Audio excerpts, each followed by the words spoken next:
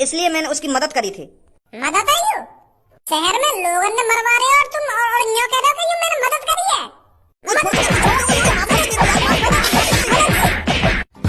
माफ कर देना, माफ कर दे। एक आदमी मरवा दिया और एक मासूम बकरियां मरवा दी और यूं कह रहे हैं कि माफ कर देना, माफ कर दे।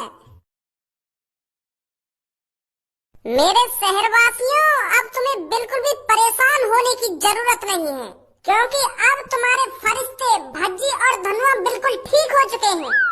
जो अभी 1-2 दिन पहले तुम्हारे भज्जी और धनुआ तुम्हारे फरिश्ते बुखार में जकड़े हुए थे, अब उन्होंने बुखार उखाड़ के फेंक दिया है अपने शरीर में से और अब वो बिल्कुल तंदुरुस्त हैं। और अब हम तंदुरुस्त हो ही गए हैं, तो अब आपको बिल्कुल भी चिंता करने की कोई जरूरत नहीं है। उस चुड़ैल का माँ का भूसड़ा, उस चुड़ैल की इतनी हिम्मत जो मेरे शहरवासियों को डरा सके, उनका मुंह निकाल सके, वो भी उनके फरिश्ते और हीरो के होते हुए, उसे तो भज्जी धनुआ सबक सिखा कर ही रहेंगे।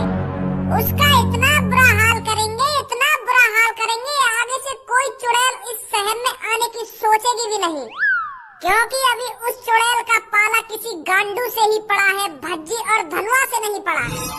अगर स्टार्टिंग में ही भज्जी और धनुआ से उस चुड़ैल का पाला पड़ जाता तो वो आज जिंदा नहीं बचती और मासूम लोगों की जान नहीं जाती।